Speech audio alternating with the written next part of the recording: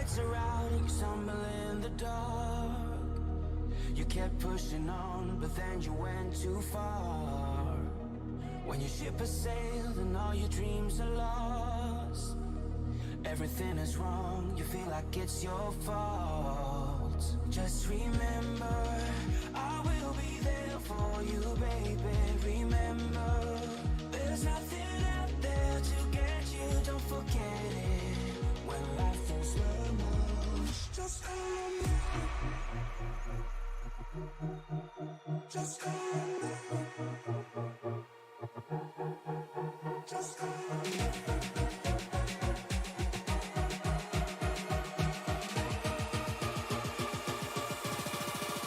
Just call me.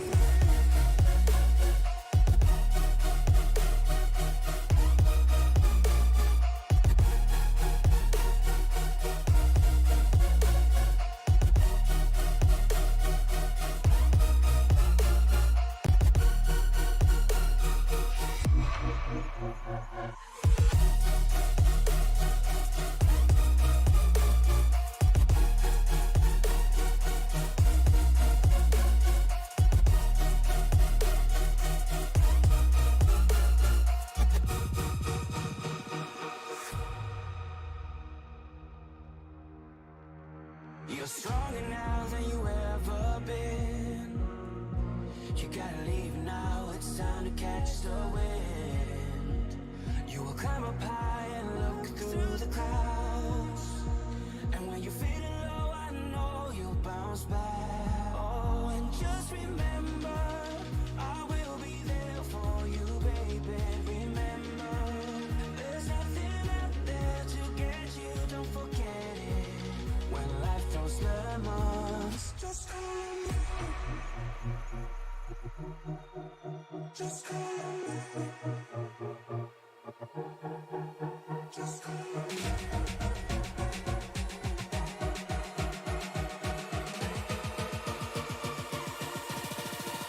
Just call me.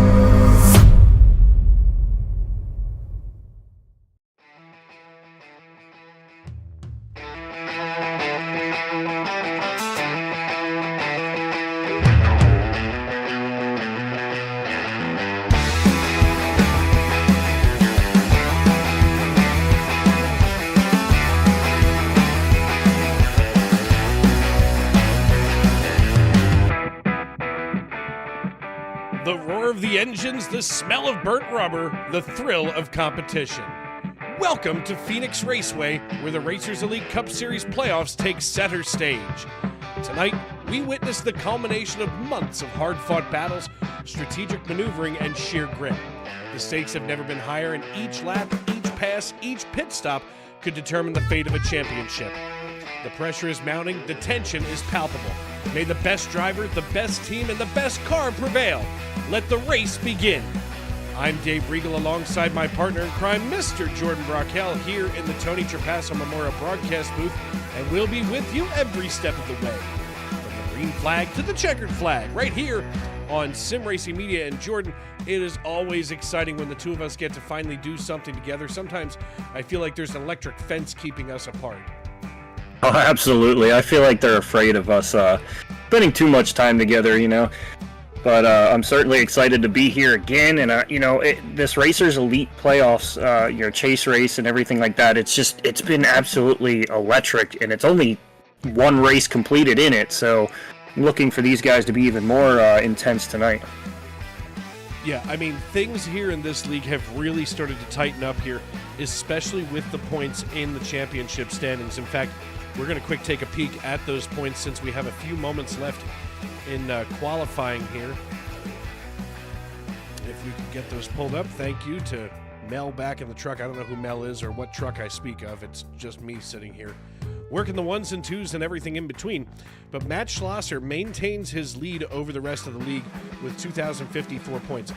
1 point separates Lee Campbell and Brandon Sanfilippo, as well as Brandon Wilcox. Sanfilippo and Wilcox both tied right now for what's technically third position. Then we have another tie for points between Brandon Honeycutt and Andrew Teft. 1 point separates Truth Hogue from Honeycutt and Teft.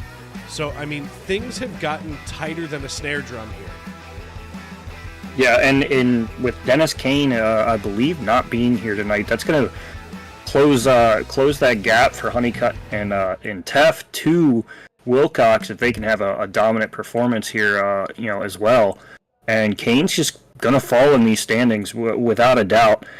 And Schlosser, he's already locked in, so I mean, he's good to go. So I'm interested to see how some of these other guys going to race compared to Schlosser, and see what they do. Well, the interesting thing tonight, right now at least, is that Schlosser is not in our race field tonight here at Phoenix Raceway. Ed Jurgen and Brandon Honeycutt sit atop the pile. Honeycutt laid down a 27.96 second lap in qualifying trim. Brandon Sanfilippo, he's out here qualifying in fourth. Curtis Ecker, Brendan Wilcox, they're all here. So is Diego Rodriguez. But missing and quite inconspicuously from the field, just 11 points separating Schlosser and Campbell. And, Schlosser decides not to show up. So that's kind of a questionable move, if you ask me. Oh yeah, absolutely, and not when well, English is hard today. We learned real good at SRM. Letting anyone kind of get close or possibly more than likely pass you here in these standings is a dangerous thing because I believe they get bonus points for being the highest finish or highest in points. Correct? I might be wrong. I might be thinking of a different league. But I'm fairly certain that they get some sort of reward for that. Yeah, but, I mean, of course, there's also a bonus point for leading a lap, and there's all kinds of other little things built into that. The interesting thing here is that Phoenix Raceway is built for passing. Of course, tonight we're going to be using the open dog leg, and this track, it has been reversed and reconfigured. The hard thing's going to be the pit stops. This is all but the longest pit road in the NASCAR circuit, and holy crap, what a night it's going to be. Yeah, and with that, top point spot being for the taking, I look for all these guys to race really hard to try to be that guy that's up there and maybe get themselves to where, they're in a lot better of a position than they were last week. So I look for, guys, especially like Campbell and Sanfilippo and Wilcox, to be pushing a lot harder tonight than most people. Yeah, and a quick update from pit road. I just heard from driver of the number 89, Alan Bergen, of course, our teammate here at Sim Racing Media. He promises he's not going to make me short circuit tonight. See, that's a promise he shouldn't be able to make. You don't make promises that you can't keep. And certainly Alan Bergen cannot keep that that promise in any shape or form. No, he is one of those drivers, and I love Alan to death. I mean, he is absolutely. If I had a spirit animal, it would be Alan Bergen. He does a whole lot for us behind the scenes here at SRM, and quite frankly, in our current format, we could not possibly exist without the work that he puts in. So, of course, I'm always silently cheering him on, but when he does boneheaded things like staying out while everybody else comes in for pit service, those are the things that can make me go homicidal. Speaking of which, usually it's a little deadly in the desert, but tonight, kind of comfortable here. 83 degrees, the outdoor ambient air temperature. So here in the stands, that's nice and comfy with just 17% humidity, which of course it's a dry heat. But 95 degrees the track temperature, that is the witching hour temperature for asphalt. This is going to put a ton of grip into the asphalt, but just enough heat where it's going to make these cars slip slide around and get themselves loose. So, that pretty much sets us up for some really exciting racing, especially once we get underway. And this league prides itself on being safe. I mean, earlier it was either this season or last season, we did an entire race at Talladega without a caution. Yeah, and that's absolutely insane, because Talladega is one of those where it just takes the smallest bit of movement to cause a 20-car pileup, and to go caution free. I mean, that takes a lot of talent and a lot of luck. So, absolutely. Speaking of talent, let's take a look here at that talent down on the racetrack. Starting here on the front row, qualifying for the pole position is going to be Andrew Teft. He'll be joined on the front row by Brandon Honeycutt in the number 13 as we're waiting for Andrew to hop into the race car. Starting in row 2, going to be Ed Jurgen and Kensley Smith in his number 15 machine. Brandon Sanfilippo and Curtis, and it looks like the 15 is blank tonight. Of course, I just recycled the paints here, so I'm not sure what, maybe he just wants to be blank. Brandon Sanfilippo and Curtis Eck are going to anchor things together in row number 3, while row 4 is going to feature Brendan Wilcox and Diego Rodriguez. Row 5 and rounding out your starting top 10 is going to be Lee Campbell alongside of Truth Hoke on the inside. Row 6 featuring Paul Shaw out of Bethlehem, Pennsylvania, and Kirby Wainscott, as they will be your starting top 12. Then we take a look further back here in the field. Alan Bergen going to be in row number 7 alongside of William Skinner, and Troy Thomas and Chris Blasi going to be starting shotgun on the field, as all 16 of these drivers are ready to take the green flag. Yeah, and sitting here, I think Kirby Wainscott blew his engine just sitting on pit road, revving it to the highest possible RPM, because I saw it blow up and he's still on pit road. He is still down there. I don't know what he's doing, but he's certainly not doing very much of anything, as the iRacing.com pace car has already peeled down pit road. Now, the interesting thing here to remind you folks is that the entrance to pit road is in turn number 2, and drivers have to come all the way down the backstretch and through 3 and 4 before you even see that exit. But right now, as we work our way through the O'Reilly Auto Parts turn number 3, the only thing that's left to do is it's time to wipe the visor and adjust the 5-point harness. Grandma, grab some sunscreen and call a friend. Settle in. Race fans, it's showtime! Yeah, and Andrew Teft already, 92 of Ed Jurgen in the wall already. Teft already out to a large lead there. 3 wide for second place. Honeycutt gets a little bit of a nudge there from Sanfilippo.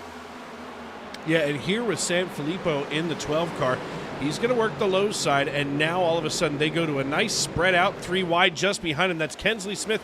Brendan Wilcox was the meat in that sandwich, but they get it all sorted out.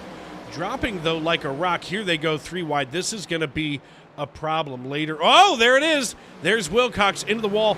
All of a sudden, Diego Rodriguez has to check up and stay out of the way. We stay green flag racing as now Kensley Smith is coming down. No, he's not pit road. He's going to try to stay out on the racetrack. Oh, my. That was kind of a tense beginning here as we get that tower drop down here on the left-hand side. All of your playoff drivers going to be highlighted in Racers Elite Blue. And right now, your fast time belongs to Ed Jurgen in the Jurgen's Lawn Care number 92 Chevrolet Camaro. Yeah, and I can see now that Wainscott is officially out of this race. Didn't even get a single lap right now. Does say he's in pit road, but I'm certain that because he blew his motor just before the end of gridding, or just as gridding ended, I don't think he was able to get that lucky reset. So that's going to be huge for him, as he's already 3, about to be 4 laps down. Yeah, 4 laps in the books as we haul it down here into turn numbers 1 and 2, and down the back chute. Truth Hoke here in the 55. He's trying to see if he can get up here to the rear bumper of Curtis Ecker in the Jack Daniels number 19, old number 7 whiskey machine, and right now he has got that thing cranked up to crazy as the snap-on number 55 trails Ecker. Yeah, and Andrew Teft just set the fastest lap of the race. And I think he would be pretty impressive to see him pull off a win and lock himself in. Don't want to jinx anything too quickly, but he already has a win in the Truck Series, and he's going to fight for a championship there.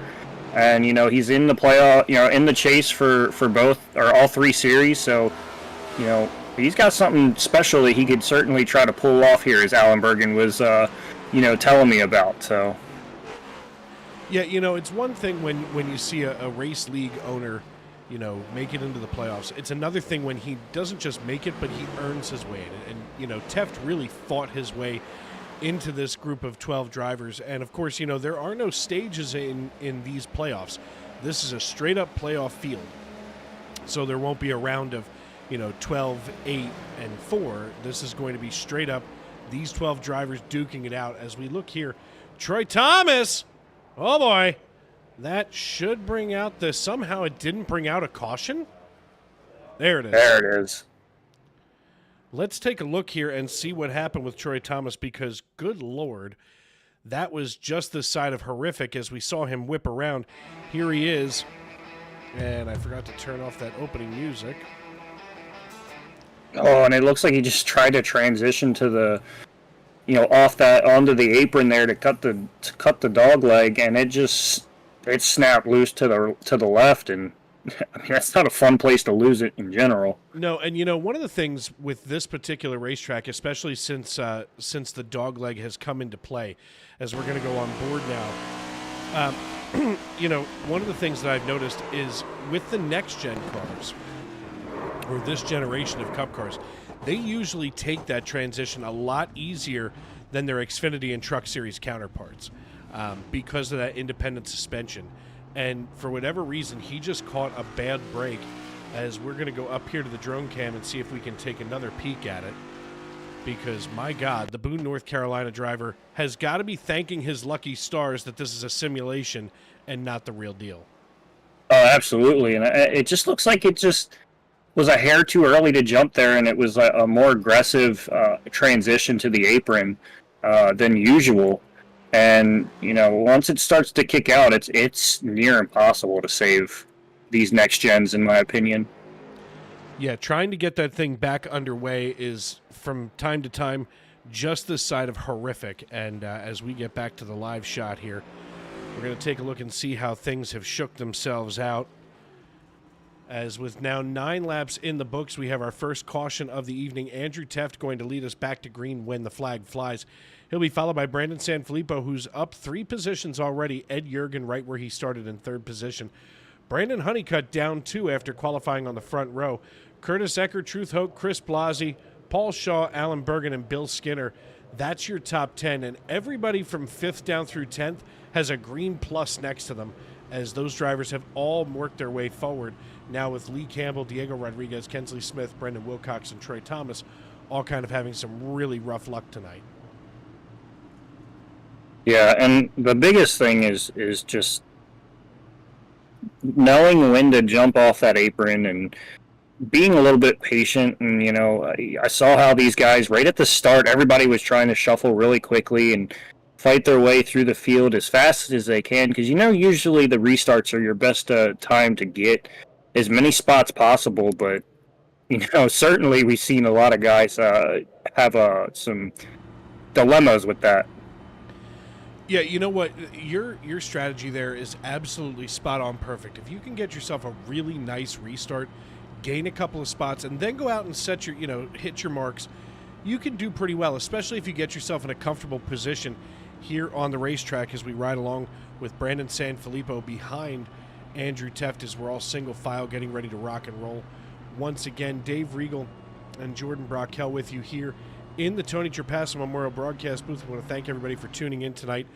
As we look on from the Cactus Cam, the Cactus is out. That means that we are going to be 1 lap to go. Barney up there signaling that to the field. And, I had this discussion the other night. Out of all the technology that we have, not only in the world, but in our sport, we're still relying on this one guy with a flag to let us know when we can go. Hey, man, you got to keep that to your roots kind of thing somehow.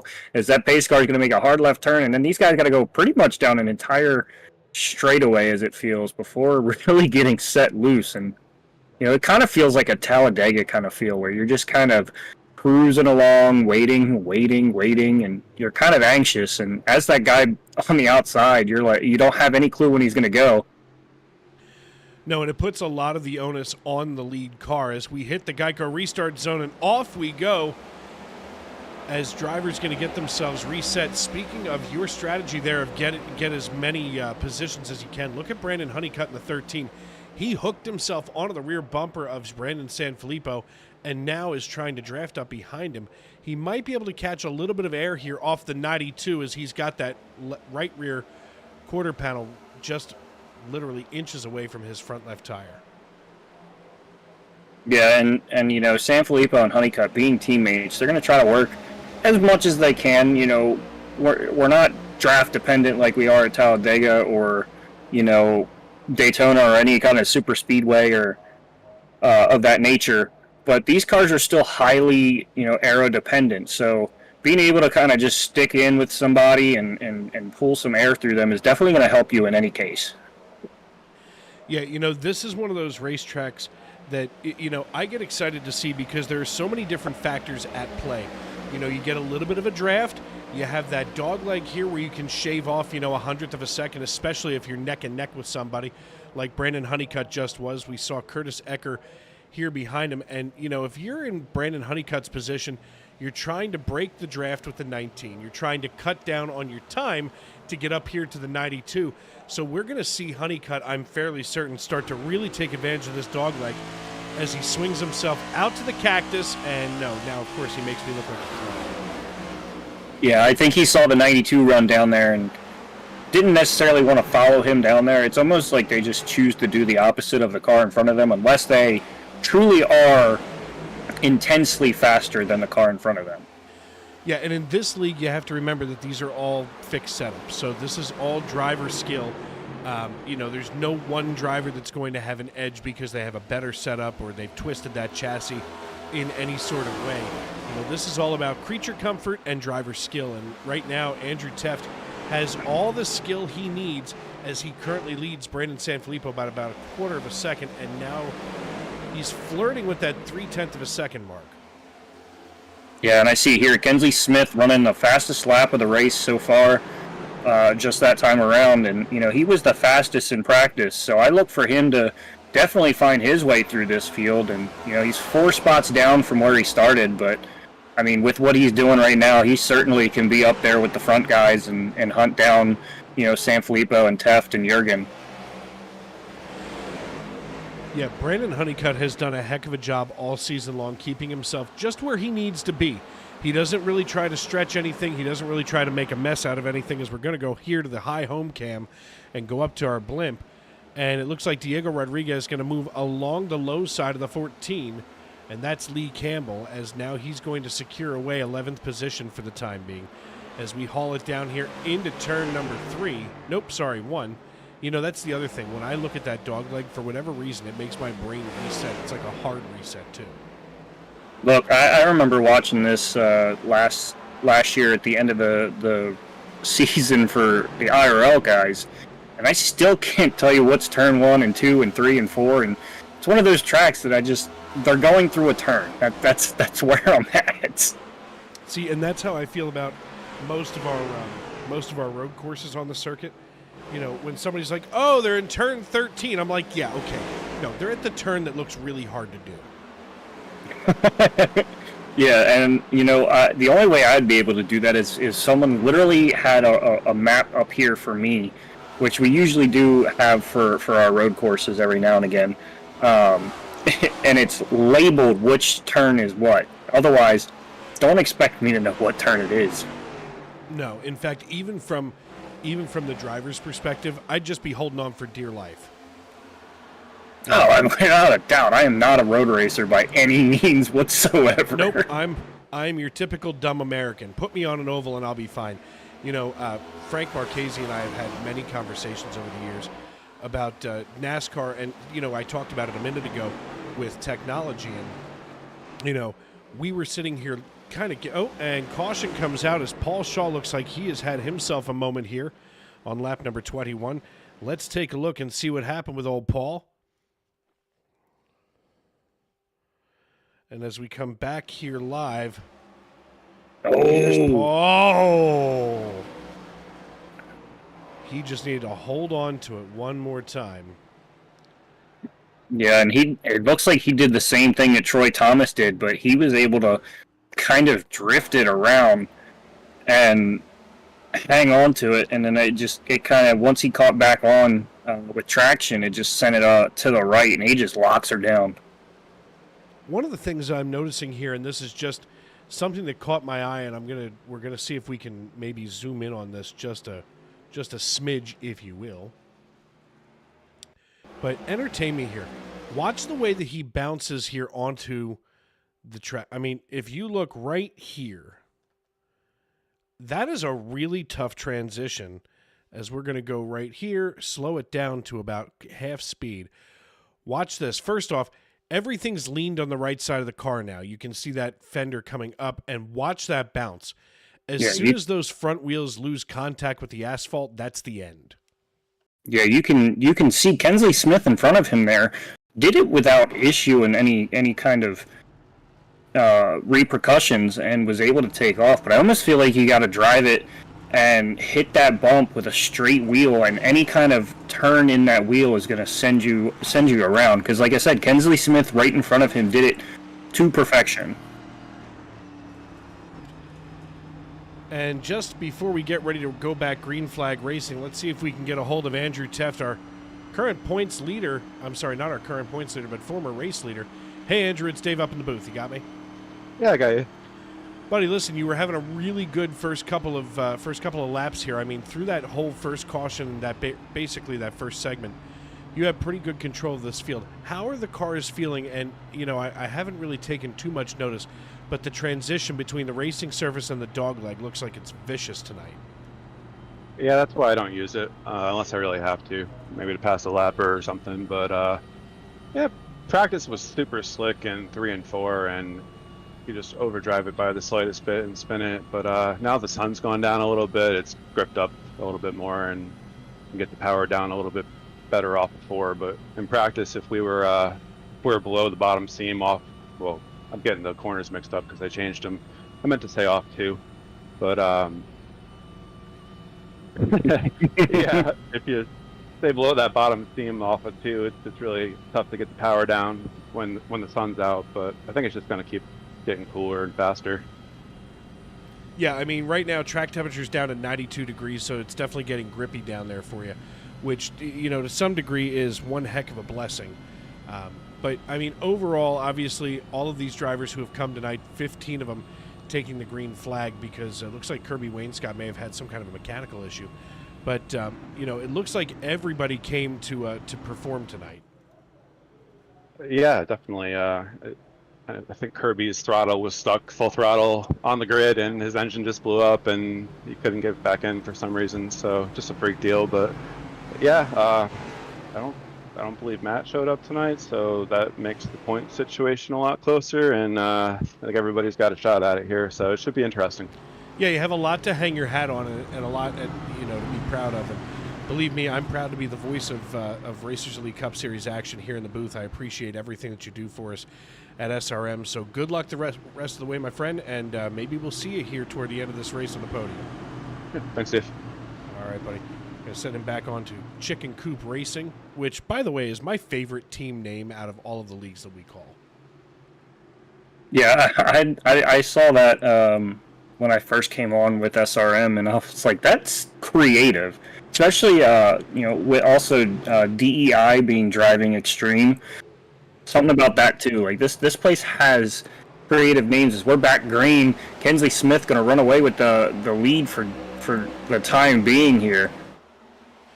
Yeah, Kensley Smith is going to be challenged by Brandon Sanfilippo and Diego Rodriguez. But as you and I darn well know, you know, we might be watching Smith and Sanfilippo and Rodriguez go at it.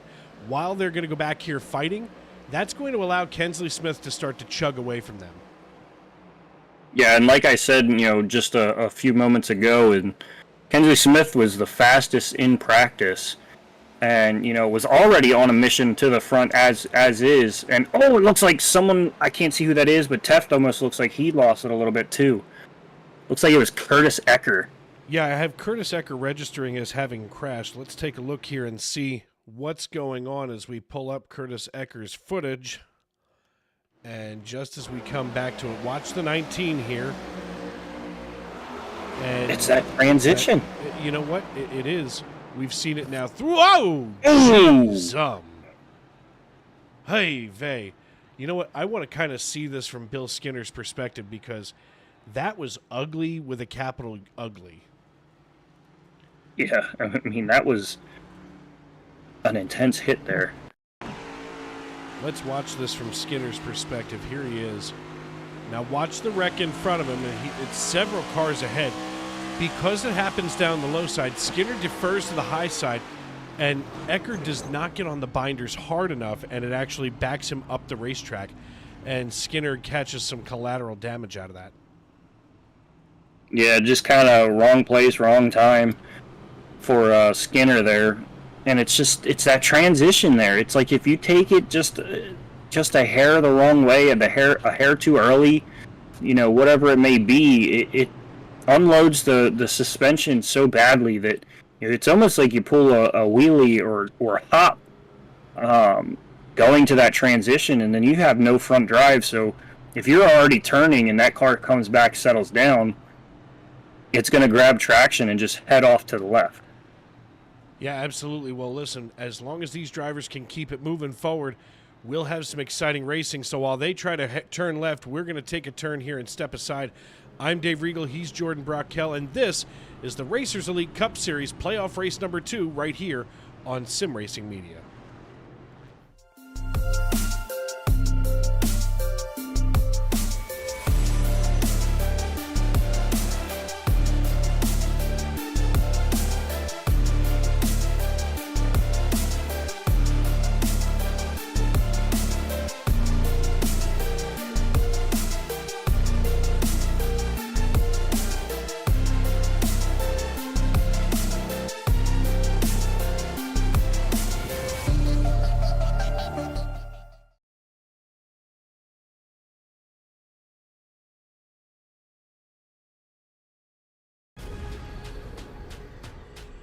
The most realistic online racing sim ever made. This is iRacing. Detailed laser scan tracks, fully dynamic, real world cars, and over 50 series to choose from. 6 online world championships offering over $400,000 in annual prizes. This is the original esport racing game. This is iRacing.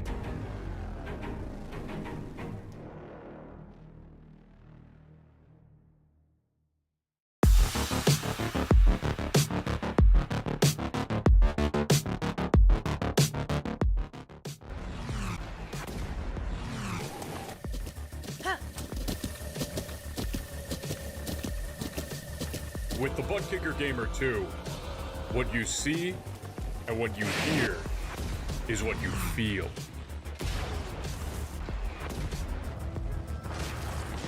Butt Kicker. The future is feeling.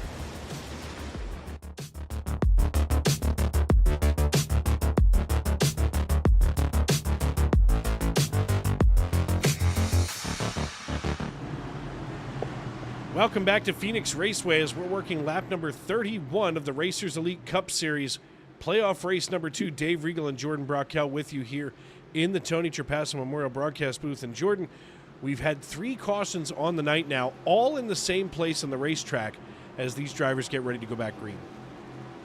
Yeah, and these guys are just going to have to figure out that transition. It's not going to be easy. It's not going to be quick, but they've got to figure it out quickly or some point through this race so we don't have more of those cautions as the green flag's back out. Kensley Smith takes off, pulls himself to about 3/10 of lead, and see the way he transitions right there, it just doesn't even look like nearly the same that we saw from Ecker or Thomas or Paul Shaw. Like I don't know what it is that he's doing, but he's doing something. Oh, 14 catches air off of the nose of Truth Hoke.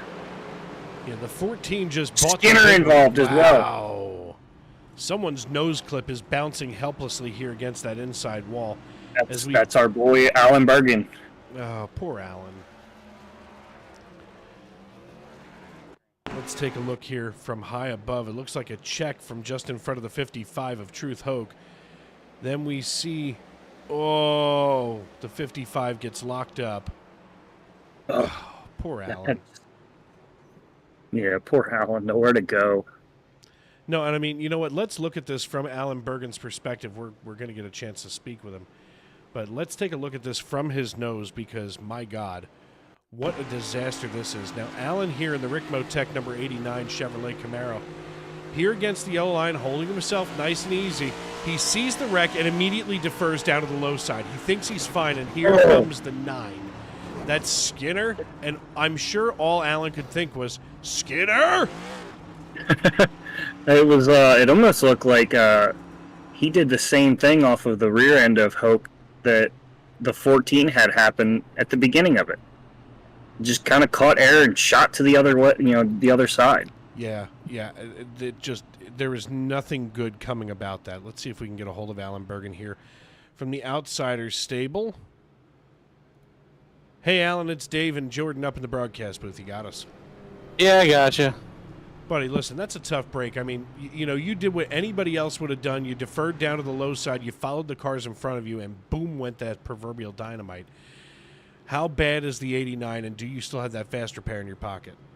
Well, I had to burn a fast repair already, but it's all right. We're going to get back in it. Just a little bit of common sense goes a long way. Yeah, trust me. We watched it from up here, and you did the common sense thing. I wasn't even mad at you. You did the right thing and still got bit directly in the buttocks.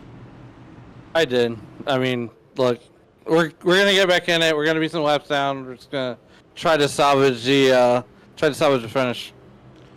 All right, brother. Listen, good luck the rest of the way. We love you. We miss you, and thank you for all that you do for us here at SRM. Yep, 10-4. Well, that 10-4 comes from the sound of somebody who's probably pretty upset right now with his evening. Oh yeah, and anytime you get taken out, especially as early as it is. I mean, we're only a third of the way, a little over a third of the way into this race. Not even really settling in or having any kind of notebook, stacked already. Definitely a heartbreaker. Yeah, it's the one thing that I'll say about the fixed setup leagues is probably it's a little, I would assume that it's probably just a little less frustrating when bad things happen to you like that because, on Sunday Night NASCAR, basically SNN's family of racing series, they're all open setups. So Sunday, Monday, Tuesday, I get to watch guys who are just setup mad scientists. And I think there's got to be something frustrating, especially when you are the setup builder. And, you spend a week, 2 weeks, maybe even 3, depending on how competitive you are, trying to build a setup for a specific race for a specific car, and then you get taken out on lap number 36 out of 120. I mean, at least here with the fixed setup, it's one size fits all. And, you think, all right, well, I was really good in practice, but obviously this is not so great. Yeah, no, and I mean, I cannot be one of the open setup racers by any means. I could get the best setup handed to me, and I still won't know how to drive it. I go for these fixed leagues, and, it's one of those things. Everybody's usually kind of in the same vicinity on the track. It's just all about the driver themselves, and, again, being taken out early really freaking sucks. As we come into turn number 4 and through the O'Reilly Auto Parts zone, we come here into the Geico restart zone, and back in the air goes the green flag, and Kensley Smith, with the strong restart, is going to try to leave everybody else in the dust. But look at this hornet's nest behind him. It always seems here at Phoenix, I almost said Pocono, but here at Phoenix, where, the leader gets a nice jump and everybody else is scrambling for real estate. Yeah, and that's what I think's different about the restart zone here is, no one's really able to kind of guess, because you can go at any point in time throughout that corner whenever you feel comfortable laying down, the power, and then you get the first advantage to diving under that apron there. And ooh, somebody is wild. I don't see who that is. Oh, Now that has got to be. Now I'm just. In fact, let's see if we can get here into the nose. It really looks like this, and thank God he's got himself. In fact, I just want to run this back, folks. You know, we talk about the fact that this is, you know, a simulation, so on and so forth. But in real life, this is the kind of thing that a driver will see. As we're going to take a ride here with Curtis Ecker, and we're going to do this from the cockpit of the car, because I think it stands to reason that what we see here in the sim world is so like the real world, as we're going to see him get you know, loose down here in the dog leg. He catches that little transition, and up goes the hood. He can't see in front of him. At this point, all he can do is look out the left side and know approximately how close to that wall he is.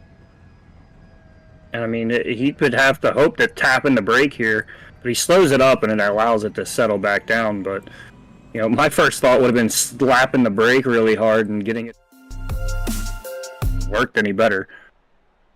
Yeah, I don't know either, and you know, for my money, it just seems like that's a tough break here for Ecker. But going back to our race leader out of Tarboro, North Carolina, it's Kensley Smith. He's spent some time leading this season. He knows how to get it done in this league. But right now, he has a hungry playoff driver in Brandon Sanfilippo hot on his heels as they haul it down the backstretch here on lap number 41. 80 to go at Phoenix Raceway. Yeah, and you know, with how things have been going, that 80 laps is going to feel like forever. You know, if we keep having, you know, these little short cautions, it's going to feel like an eternity. So, you know, these guys, oh, Smith sideways through that corner. They're going to be high up, high, wide, and the 12's going to look to the inside of him right here. Gonna possibly not, he's not going to clear him, but certainly going to have the advantage here through the final turn here. Well, it looks like right now Brandon Sanfilippo is going to take over our race lead as he steals it away from Kensley Smith. And now, you know, to Andrew Teft's point, you don't want to use that dog leg if you don't have to. But now we're going to ride along here with Kensley Smith, and we see this battle getting ready to burn here. And down the backstretch we go. Kensley Smith chasing after the 12 machine of Brandon Sanfilippo. He gears down coming into 3, and as they roll it out of 4, heading back to the cactus, he's going to take the high side, and yeah, now they're going to try to match one another's steps, each piece of the asphalt away. Yeah, and you know, that just seems like one of those things where Kensley wasn't really pressuring, or Sanfilippo wasn't really pressuring Smith, but you know, takes over the lead, and the two of them are just going to go ahead and try to trail off from Diego Rodriguez and Ed Jurgen. Lap number 44 here at Phoenix. Some of these drivers have come down pit road. Let's take a look at their pit strategy, because the top 10 is kind of a mixed match here, where Smith and Rodriguez each have 36 laps on those tires and tanks of fuel. 22 for Sanfilippo, all the way down through Paul Shaw in 9th position. Troy Thomas has taken the most trips down pit road, which equates to 5 for the day now so far. Yeah, and you know, it's interesting to see that Kensley Smith gets loose there, but he saves it better than anyone so far today. Kensley Smith gets the save of the day, that's for sure. Yeah, because anybody else so far, it's been nose in the wall or just absolutely spinning out. But it's interesting to see that Diego and Kensley Smith have kind of stuck to the beginning strategy that they started with by just kind of staying out and running it dry here is going to be my guess. I mean, for a lot of these drivers, especially when you get into your Sanfilippos and your Kensley Smiths, these drivers are the ones who are really good at managing their tires, managing their grip. You know, sometimes you think to yourself, how serious is a tire's grip? Go out on a rainy day and drive 60 miles an hour into a turn and let me know how things went as the doctor is asking you if you know what day it is. Here on the racetrack, even on a nice hot day in Phoenix, I mean, that's the same feeling that they're getting behind the wheel. They just happen to be a lot better than you are on a rainy day. Certainly, and you know, you hit the brakes hard on going into a turn, and you're just gonna go straight through it. I spent a lot of time out on rainy roads waiting for the tow truck to pick up cars that were involved in motor vehicle accidents during my day as a firefighter. And believe me, I'm not a big fan of standing out in the rain. You shouldn't be either. So drive safe out there. Good Lord. Speaking of which, we have a holiday coming up. It's going to be a fairly busy week here on Sim Racing Media. I mean, you know, overall, of course, we've got all kinds of action 6 days a week, nearly 7 at this point, as you know, Saturdays are back in gear. But coming Sunday night, your direction, as we head into Labor Day weekend, it's going to be all kinds of exciting as the SNN Cup Series gets ready for the final race of the regular season. The regular season finale going to be 367 laps for the Southern 500, coming live from Darlington Raceway. Then, of course, on Monday night, for Monday Night NASCAR Xfinity Series racing, we get to do it all again from Darlington as the Xfinity Series makes the run for the Southern for their version of the Southern 500, as it's going to be the Sport Clips Haircuts VFW Help a Hero 200 on Monday night on Labor Day, which, believe me, I am not pleased about having to work on a holiday, but it is what it is. And then, of course, Tuesday night is going to be an off week for the Truck Series for that league, so you'll have to forgive us for not being available. And Jordan, I know you and I we already had the date circled on the calendar for October, as you and I will both be in the Sunshine State with our Sim Racing Media teammates. Oh yeah, we're hopefully gonna all come back, but with our group, Yeah. it's kind of you know, it might turn into one of those hangover movies. It was pretty. You know what's interesting? So the first night last year, look, you go on vacation, especially depending on your situation, you blow off a little steam, you know, when you go on vacation. And you know, my job is not hard, but it's not easy. It's a stressful job.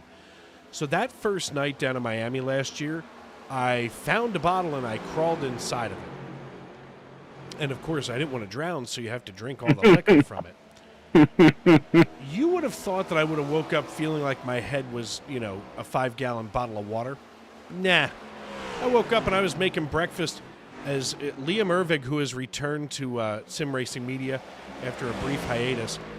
Liam Ervig just hands me a beer while I'm making breakfast, and I realize that this is my guy.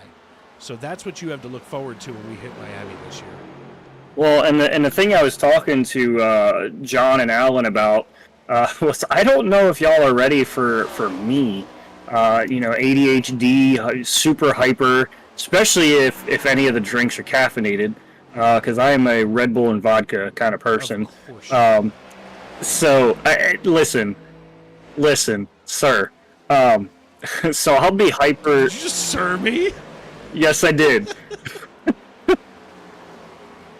But you know, they go down like water. I can't explain it. I went to what is now my brother-in-law's bachelor party, and we went to a place down in Ocean City, Maryland, called Secrets, and proceeded. You know, I didn't know it until the morning after, but I had about 12 Red Bull and vodkas, which is enough caffeine to probably kill a full-size rhino. It's fair. And when we left Secrets, I don't remember anything from walking out because I fell asleep on a park bench out front, and then everyone just told me stories about what happened after. And apparently, even in that blacked out state, I still remembered the door code to the Airbnb. Now that is skill. Speaking of skill, I'm just taking a peek here, watching the 14 of Lee Campbell try to get up alongside the 25 of Paul Shaw. Now, this is not for position, but right now, Lee Campbell's trying to fight his way up to where the 15 is of Kensley Smith, because Kensley Smith is now a lap down after that brief incident a moment ago. The best part about getting lit in Ocean City, Maryland, is the drunk bus that they send around. Yeah, see, apparently 2 drunk guys decided to try to call an Uber, and the guy grabbed me and said, "Come on, like, let's go." And again, this is all, like, I'm being told this story the next morning, and Like, I truly don't actually remember it. But apparently we walked the whole parking lot, and the one more sober friend that we had with us, he said that we walked the entire parking lot, but the Uber was directly beside us when we started our search for the Uber. Well, that'll be enough to confuse you. Oh, absolutely. And then the next morning, you wake up and you have that, oh, what happened? And sometimes, apparently, you don't get that. I'm a freak of nature, sir. Well, see, I like to call myself. Oh my gosh, why did the name leave? Oh my God, Billy Bob. I'm Billy Bob from Varsity Blues. That works. I'll scream puke and rally, and I'll be good. That's fair. Listen, here's the thing. I grew up in and around the fire department, and I learned from some of the best of how to manage my life when you hear that first But, getting back to it here, I mean, listen, long story short, I am so excited about Miami this year because I think our group here at Sim Racing Media, and folks, we may be goofballs on the air, but we still hold ourselves to a high professional standard. And, if you have a league that you're interested in having broadcasted, especially if you want number one here at the microphone, between the two of us, I think that you would be well served to look into having Sim Racing Media Broadcaster League. And I think that this group that we have right now is probably, first of all, the deepest bench in all of sim racing broadcasting, and second of all, the most fun group of people that I've ever known in my life. And, I remember being a kid growing up and knowing that, my dad would go to firemen's conventions and things like that when I was too young. And now this is just my version of those as I've gotten older. And, Dad will call me and check in and, hey, how you doing down there? I'm fine, Dad. You sure? Yep, I'm good, Dad. I'm good. I mean, my dad is all but my best friend, and so there's like unspoken things that we can discuss. Plus, if you've got somebody in your corner who knows exactly how your body functions because his is the same way. And look at this. Speaking of things being the same way, Ed Jurgen just clawed his way past Brandon Sanfilippo to make the pass for the lead. Let's take a look at this from high above the racetrack because this begs to be seen again as we're going to go up here to the chopper cam. Get to the chopper! As we're going to see Ed Jurgen work his way past Brandon Sanfilippo here on lap number 64. And watch Ed Jurgen. A little bit of a bobble out of Sanfilippo. Jurgen takes advantage of it, dips to the dog leg, and gets a crazy run that allows him to move past Sanfilippo. Yeah, and that's the dog leg working to perfection there, because he made up time and he had a little bit of help from Sanfilippo's trouble, and while that happened too, at the same time, Andrew Teff found his way around Diego Rodriguez. So certainly some guys moving on up and finding their way back to the front, and I know Andrew Teff is definitely one that wants to get there right about now. Well, here he is right now, Brandon Sanfilippo, and here's Andrew Teft, 2.7 seconds behind as we go on board. I mean, this kind of opens the door for Teft to really start to save some tires. Andrew Teft is probably the best when it comes to fuel mileage. I've seen him squeeze every drop out of this better than a cup of Maxwell House. I mean, holy Christmas, and he's just watching these two go at it up here. So what Andrew Teft is really looking forward to is Ed Jurgen and Brandon Sanfilippo slowing each other down, which is going to open the door later here as we're just about to approach, about 50 to go in a few laps here. So that's the witching hour for Andrew Teft. Oh, and it looks like Sanfilippo does the same thing that we've seen several times tonight. Transfers off the apron, gets a little squirrely, and then hits that inside wall. And there's Andrew Teft ready to pounce like a lion in the Serengeti. And, unfortunately for Sanfilippo, who's now going to come down pit road, he's going to have to limp it down. And, right place, right time for Andrew Teft, who now runs P2, which, of course, he was the pole sitter. So if we should get a caution later on in this race, we're going to see Andrew Teft throw the entire kitchen sink at Ed Jurgen.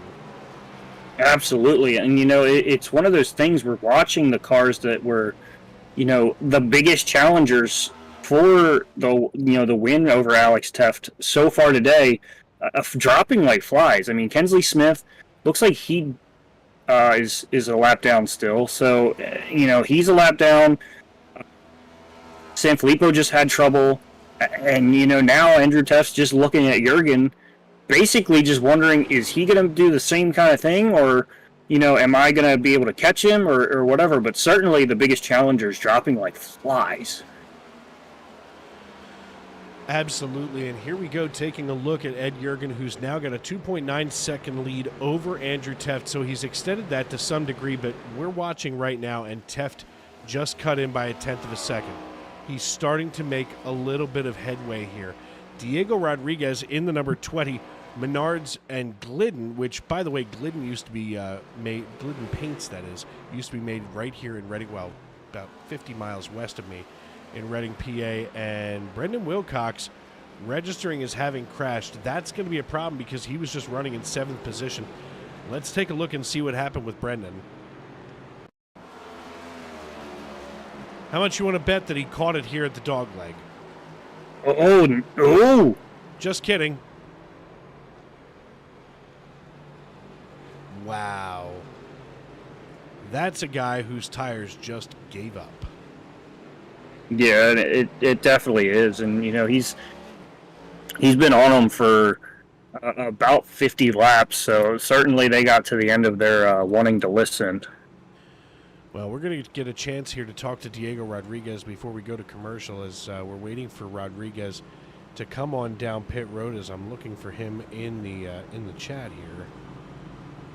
Yeah, and I just want to point out, I've officially put 2 of the 3, what they say you put into your career, blood, sweat, and tears. I accidentally put the blood part in my career now, so I've got blood and sweat. Now I just need to cry on air. I would much prefer that you don't, because there's no crying in NASCAR. But actually, we don't have the ability to talk to Diego Rodriguez. We're going to quick chat with Paul Shaw. Hey, Paul, it's Dave and oh my God, Jordan. I almost called you Jared. But hey, it's Dave and Jordan up in the broadcast booth. You got a copy, bud? Hey, Paul, it's Dave and Jordan up in the booth. You got a copy? Nope. I don't know where it came from. It's one of those things. Maybe he didn't want to actually talk to us and just sat there quiet. I think he's Chicken Coop Racing. I'm fairly certain.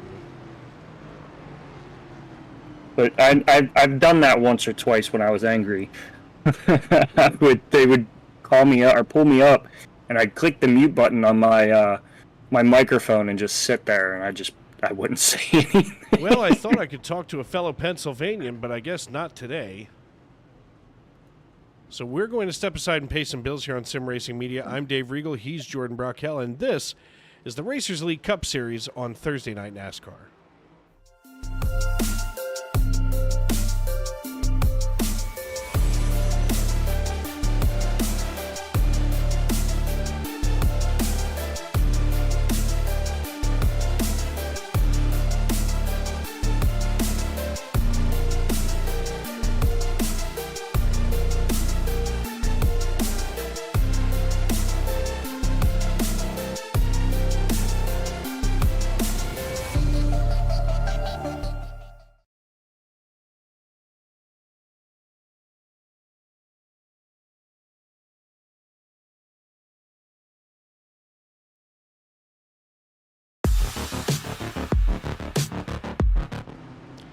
Welcome back to Phoenix Raceway. We're right now with us in the Tony Trapasso Memorial Broadcast booth is Diego Rodriguez. Hey, Diego, it's Dave. You got us? No. Yeah, I do. My man. Listen, before you go back green flag racing, real quick, how's that car feeling tonight? I know that right now you've got that Menards Glidden Ford Mustang cranked up to crazy, but, what are you doing to keep yourself competitive here at the front of this pack? Well, last run, I think it was about 60 laps. The rear kind of felt dead, so I'm just gonna try and manage it better, and not wear it out as much. Yeah, tire management's going to be a big deal. Looks like you're going to be green flag racing any second here. So good luck, buddy, and we'll try to talk with you a little while. Yep, thank you. Well, unfortunately, we couldn't have a whole lot more time to talk to him, but needless to say, here we go, green flag racing. Flag in the air is green, and Ed Jurgen gets the jump this time, and we just talked to Diego Rodriguez, and he is chasing down Jurgen like a wild man. Yeah, absolutely. And you heard him. He's going to have to just manage better. And, that he's got a chance to do that now. Everybody on a level playing field as far as tires and fuel. So now got to see if he can manage it a lot better than he said he was. Yeah, 76 laps in the books, 77 now as we cross the start-finish line. Things starting to heat up here as a lot of these drivers are running thin on patience, especially after some of the dumb stuff. Whoa, what is that down there? Oh, I just heard an engine expire. Looking to see who it was. I'm thinking it's Skinner. Let's take a quick look here and see what happened with Bill Skinner. And here he is. Oh.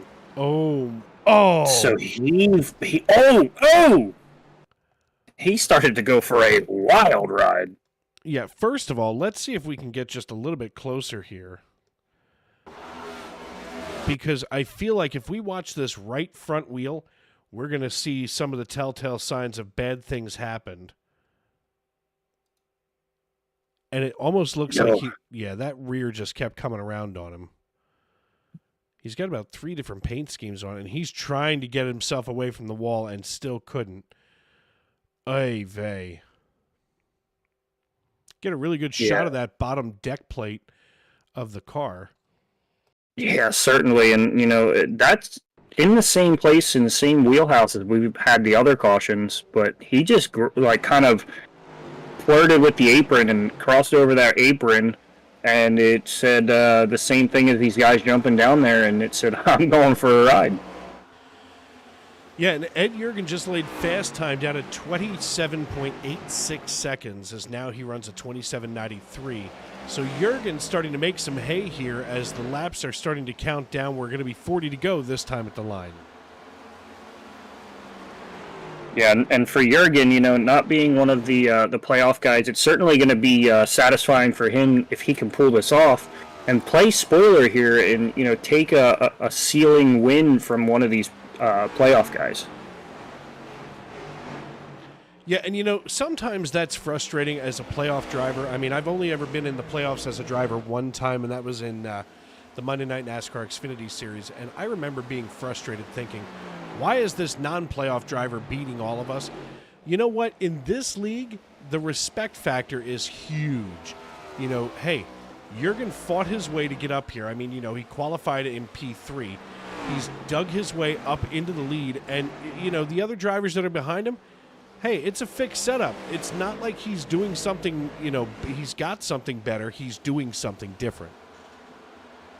Well, absolutely. He's found some kind of line or, figured out the throttle input and braking and whatever it may be. He's found the better way to do it. And, the other guys just either need to catch on or he's just going to keep figuring out those small little things that's going to make him faster. Well, and we're going to take a quick close look here at him as he's going to take I assume he's going to take the dogleg again. Watch the way that this car bounces into the dogleg as he gets right against the Geico restart zone, swings out to the cactus, and now heads down. Look at all of that bounce. Ba-boom, boom.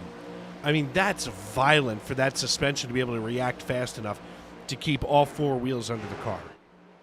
Yeah, and the thing that I feel like I've been seeing differently from the people who do it flawlessly to the people who have lost it, he's got no wheel input. It's almost like he's going up high, trailing out high, and then turning it to where he's aimed down towards that line and takes it as straight as possible. Any kind of wheel input, the moment it gets air, those tires are no longer in the pavement. And by in the pavement, I mean, when you're racing like they are right here, all the weight of the car is on some sort of part of that, front tire. And once it kind of becomes weightless, it has to connect itself fully with the track. And if it's turned in any type of way, it's almost like landing a bicycle with your wheel, turned to the side. You're going to go over the handlebars. That's a really good analogy. I've never thought about it that way, but you're 1,000% correct. And riding along with Chris Blasi now, I saw him get tight here coming into 3 before. Looks like he's made the adjustment, and that's the important thing for us here at home to remember. Because it's not maybe let me raise the track bar on the right side or drop the track bar on the left side. That's I have to back up my corner to loosen the car up to make the rotation to get through this turn. That's something that he's got to be doing in real time, and that to me means more than anything out of the racetrack. That skill and that ability to observe, correct, and do better.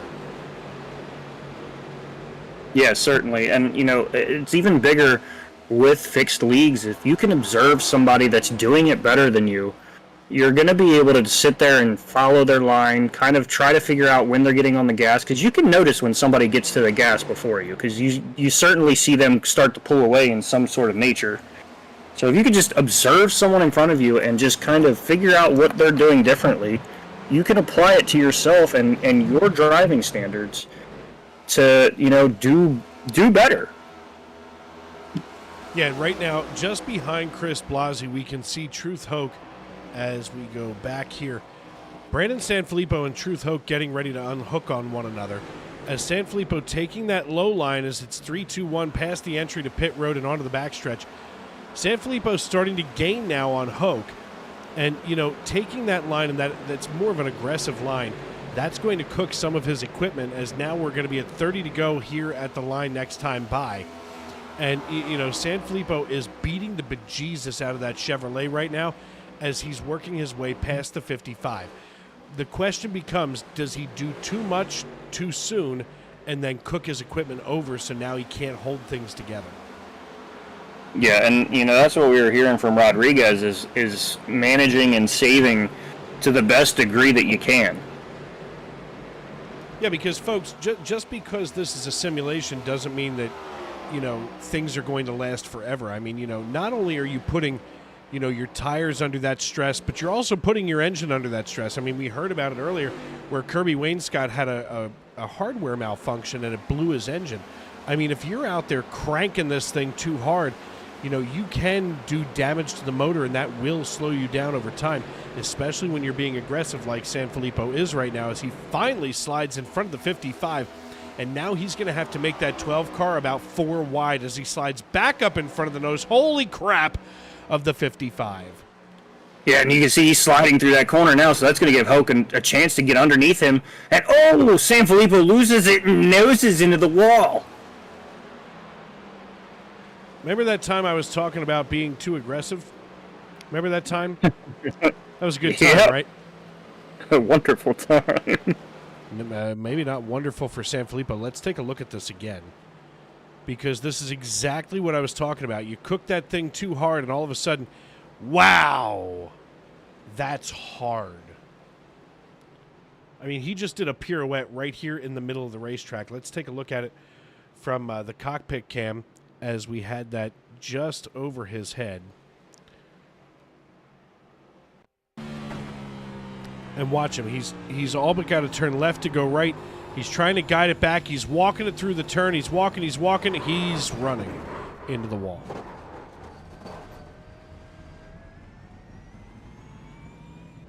It's just not a good thing for Sanfilippo, who, again, one of those drivers that's in the hunt for playoff points. And let's take a look once again at what the points looked like coming into tonight's race. And right now, obviously Andrew Teft, best position that he could be right now in P1.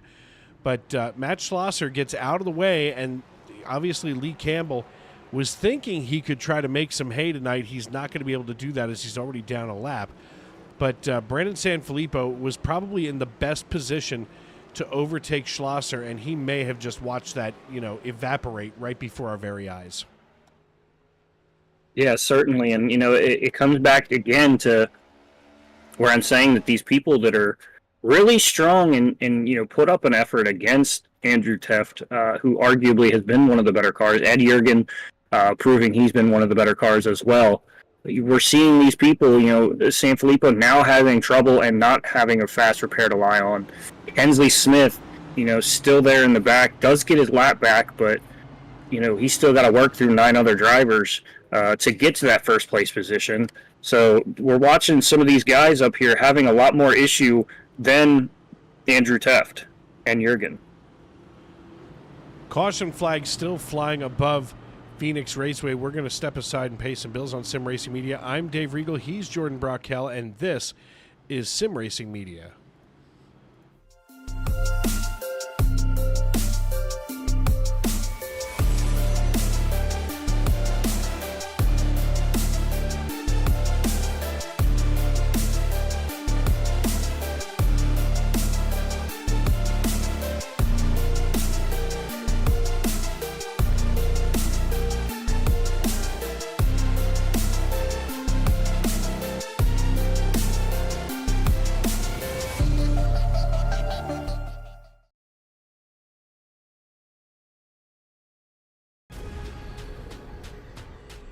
The most realistic online racing sim ever made. This is iRacing. Detailed laser scan tracks, fully dynamic, real world cars, and over 50 series to choose from. 6 online world championships offering over $400,000 in annual prizes. This is the original esport racing game. This is iRacing.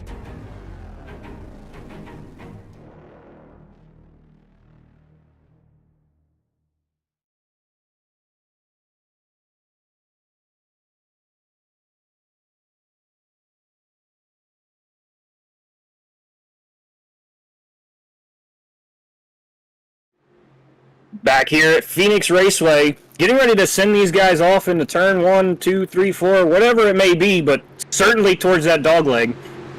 Jurgen in the lead, Teft to the outside, going to roll towards that box. We're going to see Jurgen shot out of a cannon and more than likely going to dive onto that dogleg, try to gap these guys even more. Yeah, this is probably the safest time to hit the dogleg. But here's the thing. Watch the 13 of Brandon Honeycutt. Honeycutt is going to be hungrier than a hostage as, you got to figure he can smell that. He knows that it's there. And now he's got Andrew Teft to the high side as Teft gets a run past him into turn 3. Honeycutt throws it in front of him and now slides tight up the racetrack. They're going to drag race through the front stretch. And I know that we talked to Teft earlier, and wow, a 3-way playoff battle here for second position. Yeah, each one of those guys seeing Jurgen up ahead, wanting to get that win, wanting to get some kind of momentum, and certainly tracking down Jurgen's not going to be easy, but it's going to be one of those things that gives these guys that confidence for the rest of the playoffs. Yeah, Andrew Teft just drew himself within 0.8 of a second of Jurgen, who laid fast time down at 27.75. Teft ran a 27.85, so he's still running about a tenth slower than Jurgen. Let's take a look here at our battle box as I'm looking for that. There it is. That's not the one. There it is. And you can see where, Jurgen is starting to slow down and where Teft is starting to chew in on him. Teft on lap 97 was about 0.4 of a second slower than Jurgen, and now here he's just less than a tenth. It's about 0.07 of a second slower than Jurgen. So faster than Jurgen. So it's going to be interesting as we see Jurgen start to build that time, because now he's laid down at 27.642. Yeah, and he's definitely finding more and more speed here, which at this part of the run, it makes me a little weary because he could be overdriving his stuff, and I know there's just 20 laps to go, but these tires have been out here for about 7 or 8 laps, so he's already burning his stuff. He could be burning his stuff up a little bit more than these guys, and it's going to be interesting to see how that unfolds here. Yeah, pretty much everybody on the lead lap came in on lap. In fact, now that I'm looking at it accurately, everybody on the lead lap came in on lap number 93. And here we are on lap 102. So we're just approaching that 10 lap mark on these tires. That's going to be a big factor as we move deeper into this race with now 19 laps to go. And Jordan, I mean, holy Christmas, this race has just disappeared before our very eyes. Yeah, and I feel like it was just a couple of minutes ago that we were only on lap about 60, and now we've got 18 to go here, and we're watching Tef not losing a ton right now because he did run a 98 to a 92 of Jurgen, but these laps have ticked off really quickly, and they've got to find something here if he wants to get up there and challenge him before this thing runs out. Taking a look here at Paul Shaw trying to chase down the 8. There's definitely something wrong with the paints here in Trading Paints because these two drivers don't have their custom paints showing. And I mean, I haven't touched any of the settings. I've reset the paints, and it's just interesting that they've both disappeared. But here's Paul Shaw in the 25 chasing down Troy Thomas in the 8 as we look back from Troy Thomas, the Boone, North Carolina native, looking back at the Bethlehem, Pennsylvania. And I say Bethlehem as, you know what, let's go right here to Paul Shaw and look forward. Now, you can see that it's spelled Bethlehem, but here in Pennsylvania, that's pronounced Bethlehem, with the exception of literally the month of December. I've got to ask you, is it Lancaster or Lancaster? Lancaster. Thank you. Lancaster. And if I hear Lancaster, I cringe a little bit. Also, that's not Lebanon. That's a country over in the Middle East where they kill each other. It's Lebanon. Lebanon. I have Lebanon bologna. Why, we have Lebanon bologna. We don't get no Lebanon bologna. Yeah, see, the thing, for me, when people actually pronounce the things correct in Maryland, I had to enunciate it so everyone knows what I'm saying. It drives me nuts. It's not Maryland, it's Maryland, and it's Baltimore, not Baltimore. Yeah, Baltimore. So I learned the Baltimore D a long time ago. See, now that sounds awful. But I learned that Baltimore D a long time ago because, I love baseball, so I love listening to the local broadcasts and listening to local people. So when I hear something and it's a local person talking about it, I know that has to be the way to do it. You know, like Chicago. There's somehow an AW in the middle of Chicago. Like your entire jaw just goes slack. Chicago? Yeah, that's not Chicago. Like Chicago. Here we have you get coffee at Wawa. Coffee. And that's like my neighbor. He's from New York, and so he it looks like the 11 grabbed the wall there, but he's from New York, and that's what he says. It's New York. It's just it's YOK. Yeah.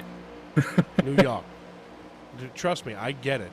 You know, and obviously there are people from New York that, you know, we talk about and we know, you know, have that native tongue. I mean, you know, Francis Albert Sinatra called it New York for his entire life.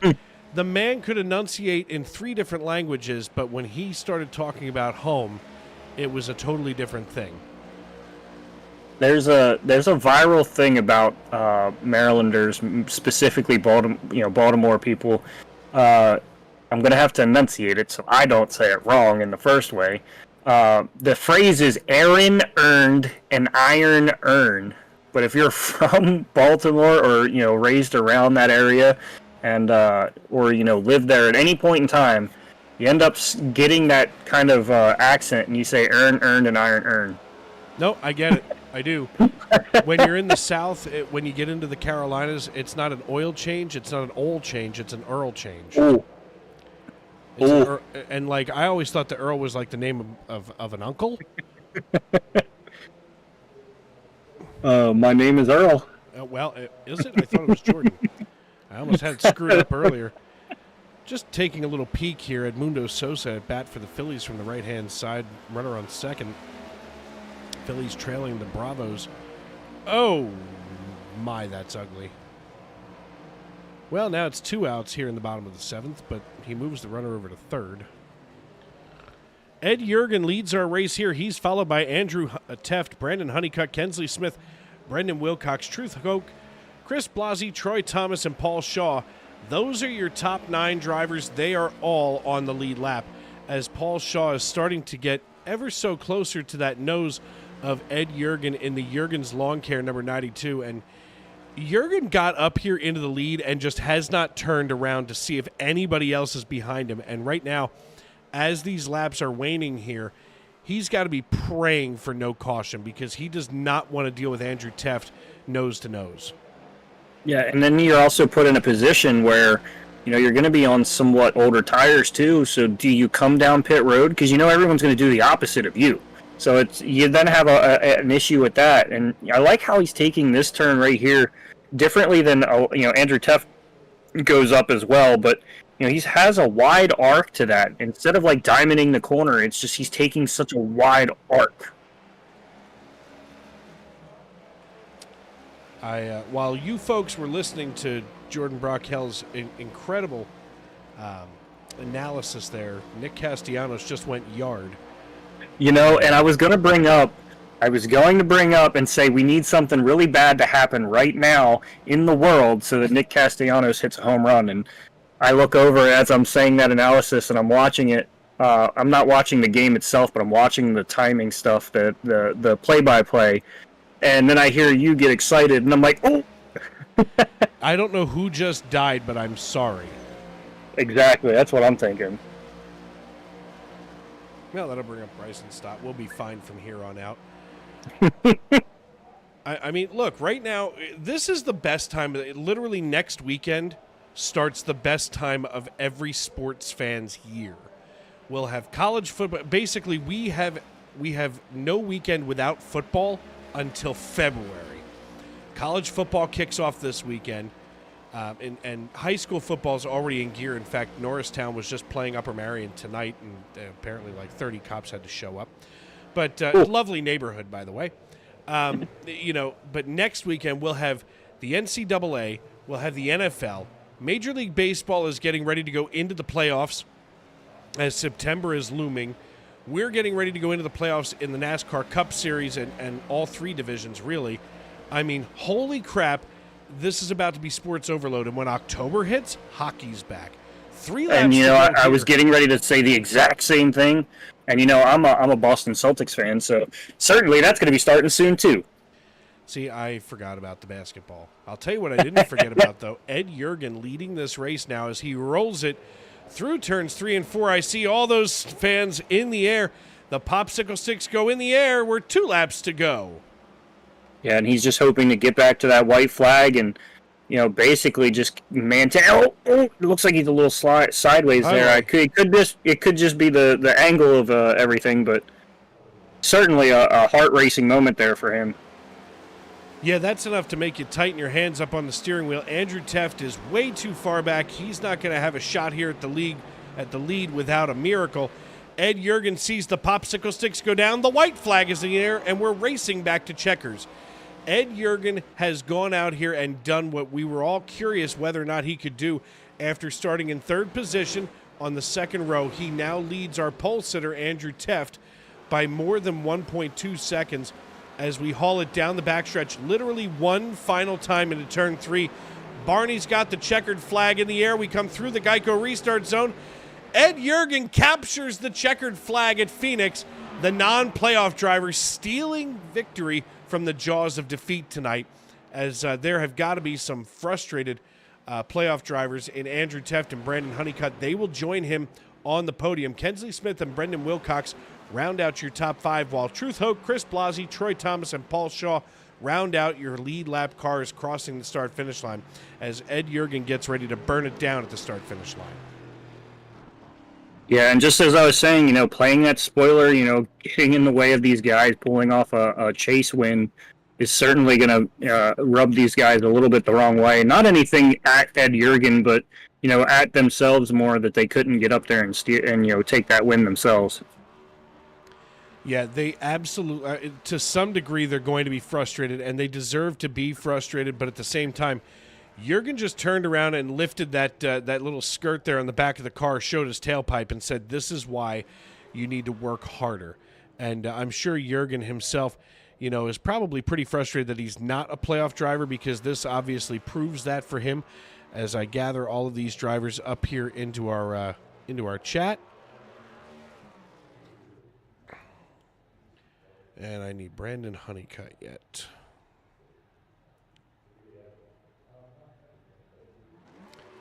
And of course, I don't see Brandon Honeycutt. Huh, interesting. Well, then let's see if we can get a hold of Ed Jurgen, driver, the number 92, Jurgen's Lawn Care Chevrolet Camaro. Hey, Ed, it's Dave up in the booth. You got me? Yeah, I got you. How are you? I'm good, man. But listen, you're the one that's got the checkered flag being dropped down from the flag stand. How did that 92 feel tonight? And obviously, you had something going on that thing. Yeah, they built a good car for me today. The 3 and 4. That's where I was getting it. I just was getting, seemed like 1 or 2 tenths every time on 3 and 4 on everybody. Yeah, those are definitely two of the most key. They're definitely the two most key turns on this racetrack, because that sets you up to be able to, either use the dog leg or stay up on the regular racing surface. And you were able to do both. I mean, we saw the transition that you were going through from the racing surface down to the apron. How violent was that for you, and what did you do to be able to control that? Yeah, you're on pins and needles every time you do that, because it does hit pretty hard. I basically just lift it slight every time, and you got to jerk the wheel to the right just a hair. It does, and it seems to settle down. Now, being from South Jersey, you've got 2 Phillies fans here in the broadcast booth. Do you make it 3, or are you one of those Jersey guys that likes the New York teams? No, dude. I'm Phillies. My wife works for the Phillies, by the way. Oh, well, then, listen, send those tickets this way. The Phillies just pulled ahead 5-4 here in the bottom of the 7th, and Stram's on the hill. So, obviously, nice. You pull off the win. Looks like the Phillies are trying to pull off the win. I mean, it's a good night here in Norristown, PA, for all 3 of us in the booth right now. Before we cut you loose tonight, who do you need to thank, and who gets credit for the win here on the 92 team? Yeah, I just want to thank you guys for great broadcast. Man. That broadcast last week was funny as crap. Andrew for putting on a fun league here, wife and kids, and my son for a sponsor, the Jurgen's Lawn Care Chevy. All right, brother. Listen, congratulations, and listen, we're going to see you next week, and keep it moving, because you've got some great momentum behind you right now for being a non-playoff driver. So good job, man. Congrats. All right, thanks, man.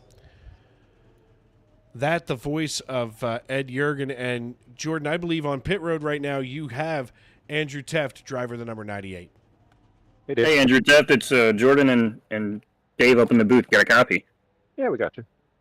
Yeah, so you had a dominant start to this race, and you found yourself a little bit back in traffic after a pit stop there under caution. But ultimately, you get through and get to second. But was there anything different that you could have possibly done that would have gotten you up there to Jurgen to fight for that win? Once I lost control of the front row, it's just really difficult to get a run off the high side there. Yeah, that first stop I slid through my box by maybe a couple inches. So if I didn't do that, that would have helped. But yeah, my strengths were on the long run. And those couple cautions kind of hurt. Didn't have quite as much speed on the long run, but I think staying on the tractor and the dog leg kind of saved me some tire, and I was able to run those guys down when the tires got old. But yeah, congrats to Ed. I was able to match him there at the end, but it was just quicker. Yeah, and certainly I was going to bring up there that you said you were staying off of that dog leg, off that apron there, and we saw a lot of people have trouble with that throughout the night, where they would just transition there, and it would ultimately just kind of unload the car and send it around, and staying on that off that apron. I mean, it certainly proved to be the better strategy there. Yeah, I almost gave it away once myself on one of those restarts. I just caught the angle wrong or hit a bump, and I've seen heading toward the inside wall, but kept it straight luckily, and it still feels like a win because I was able to gain a lot of points today, so I'm definitely happy with that. Yeah, and certainly with San Filippo and Dennis Kane, Dennis Kane not being here, and San Filippo and Campbell having a little bit of issues. You're going to close that up and be even tighter there. And, Schlosser not being here is going to shake up things a lot too. So it's going to be interesting to see what you guys really, go after here in the next couple of weeks. Yeah, we got 3 to go, and looks like I'm 3 points behind, so it's going to be tight. And looks like I just ran the points. We got 6 guys within 10 points of each other, so who knows what the heck's going to happen. Well, certainly want to congratulate you on the second place run. And before we send you off, is there anyone you need to shout out and thank? Yeah, you guys, as always, for putting on the show. You guys do a great job over at Sim Racing Media. So if anybody needs a broadcaster out there, check them out. My family will let me play, our servicemen and women, everybody that tunes in to watch and shows up to race. Can't do it without you. I've got a bunch of new stuff coming up. You can head on over to racerselite.com for all the info. Got a Stafford Motor Speedway series starting on October 4th. Got a Saturday Super Speedway series going on. And new seasons of this coming up. If you like what you're watching, come check us out and get behind the wheel. New season starting in 4 weeks. That just certainly. Certainly excited. I'm going to be the voice for the truck series next season, and also going to be the voice of the Stafford series as well. So looking forward to both of those seasons kicking off again. I'll finish this season with the trucks, and we'll start the following ones with both of those. So definitely looking forward to all of those. Yeah, absolutely. Just head on over to the website, racerselite.com, and jump into our Discord. You can talk to all of us there. All right. Well, thank you, Andrew, as always, for the kind words about Sim Racing Media. We appreciate you, and we will see you next week as the playoffs go on here in the Racers Elite Cup Series. I know that I'm excited, and Jordan and I are thrilled to be here. So thank you tonight, and we'll see you next week. Yeah, thank you, guys. Have a great night, everybody. Well, Jordan, another one in the books here in the Racers Elite Cup Series, and what a barn burner it was for these guys. Oh, absolutely. I mean, for a while there, it looked like Andrew Teft was going to be the guy to run away with it, but, those untimely cautions and, some of these guys mixing and matching it and, losing it there in the dog leg as well, it really changed the complexion of this race. They sure did, but let's take a look at that final complexion of the race. Now that the checkered flag is flown, Ed Jurgen captures that checkered flag, and he's joined on the podium by Andrew Teft and Brandon Honeycutt. Kensley Smith and Brendan Wilcox round out your top 5, while Truth Hoke and Chris Blasi come home 6th and 7th. 8th position goes to Troy Thomas, while rounding out the cars on the lead lap is Paul Shaw from Bethlehem, Pennsylvania, running in 9th position. Making up the rest of your top 10 is Lee Campbell. Diego Rodriguez and Brandon Sanfilippo finish in 11th and 12th, while 13th goes to Mr. Alan Bergen, our teammate here at Sim Racing Media. Curtis Eckert finishes 14th, while 15th goes to William Skinner. Kirby Wainscott finishes the 10 car in 16th after not being able to take the start after a hardware failure. So a disappointing night for Kirby, but next week is a new week. He's still got time, as of course our points leader coming in tonight was not here in the race, so that's going to change what we see once they update those points. So congratulations to our race winner, Ed Jurgen. And for myself, Dave Riegel, and my broadcast partner extraordinaire, Mr. Jordan Brockel, we want to thank you all for tuning in and making us a part of your evening, for welcoming us into your homes, onto your phones, wherever you may be and however you may be listening. And tomorrow and every day as you walk down the road of life, please don't play in traffic. Good night, everybody.